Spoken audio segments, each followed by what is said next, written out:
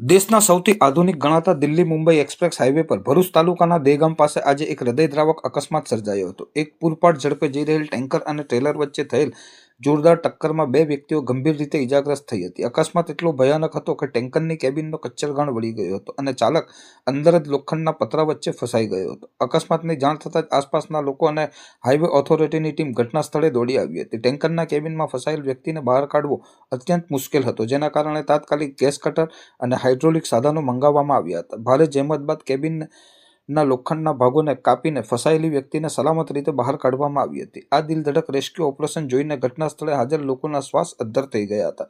આ અકસ્માતમાં કુલ 2 વ્યક્તિઓને નાની મોટી ઈજાઓ પહોંચી છે। ઈજાગ્રસ્તોને તાત્કાલિક 108 એમ્બ્યુલન્સ મારફતે નજીકની હોસ્પિટલમાં સારવાર અર્થે ખસેડવામાં આવ્યા હતા। અકસ્માતને પગલે એક્સપ્રેસ હાઈવે પર થોડા સમય માટે ટ્રાફિક જામની સ્થિતિ સર્જાઈ હતી। જોકે પોલીસ અને હાઈવે પેટ્રોલિંગની ટીમે ક્રેન દ્વારા અકસ્માતગ્રસ્ત વાહનોને હટાવી રસ્તો ખુલ્લો કરાવ્યો હતો। હાલ પોલીસ આ મામલે અકસ્માતનો ગુનો નોંધી આગળની કાયદેસરની કાર્યવાહી હાથ ધરી છે।